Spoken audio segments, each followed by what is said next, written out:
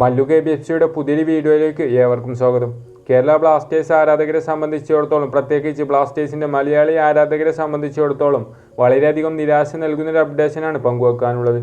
മറ്റൊന്നുമല്ല, കേരള ബ്ലാസ്റ്റേഴ്സിൻ്റെ മലയാളി സൂപ്പർ താരമായ KP രാഹുലിനെ മികച്ച രീതിയിലുള്ള ട്രാൻസ്ഫർ ഫീ ഒക്കെ വാങ്ങിച്ചുകൊണ്ട് കേരള ബ്ലാസ്റ്റേഴ്സ് ഒരു സൗത്ത് ഇന്ത്യൻ ക്ലബിലേക്ക് വിട്ടു നൽകിയിട്ടുണ്ടെന്ന രീതിയിലാണ് നമുക്കറിയാൻ സാധിച്ചിട്ടുള്ളത്.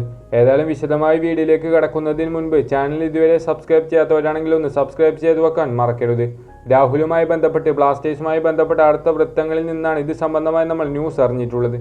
മാത്രമല്ല, ഏകദേശം 1-2 ദിവസങ്ങൾക്ക് മുൻപ് തന്നെ IFT ന്യൂസ് മീഡിയ റിപ്പോർട്ട് ചെയ്തിട്ടുണ്ടായിരുന്നു രാഹുൽ KPയെ സ്വന്തമാക്കാനായിക്കൊണ്ട് ബംഗളൂരു FCയും അതുപോലെ തന്നെ ചെന്നൈയിൻ FCയും ഇൻട്രസ്റ്റഡ് ആണെന്ന് പറഞ്ഞുകൊണ്ട്. ഏതായാലും ആ ഒരു ഡീൽ ഇപ്പോൾ നടന്നിരിക്കുകയാണ്.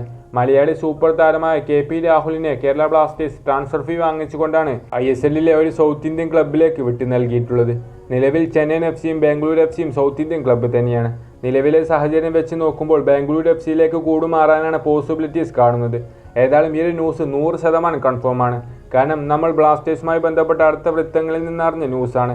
മാത്രമല്ല, അവരുടെ ഭാഗത്ത് നിന്ന് തന്നെ നമ്മൾ ബ്ലാസ്റ്റേഴ്സ് ഒഫീഷ്യലായിക്കൊണ്ട് അറിയിക്കുന്നതിന് മുൻപ് തന്നെ ഫെഡോറിൻ്റെ ന്യൂസും അതുപോലെ തന്നെ ഡൈസുക്കി സക്കായിയുടെ ന്യൂസൊക്കെ നമ്മൾ മുൻപ് തന്നെ ബ്രേക്ക് ചെയ്തിട്ടുണ്ടായിരുന്നു.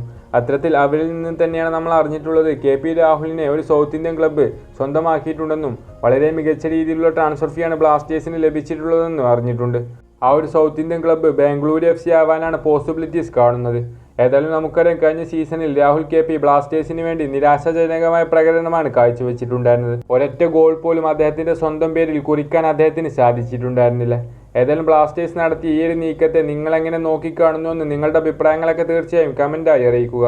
മറ്റൊരു വീഡിയോയുമായി നമുക്ക് വീണ്ടും കാണാം.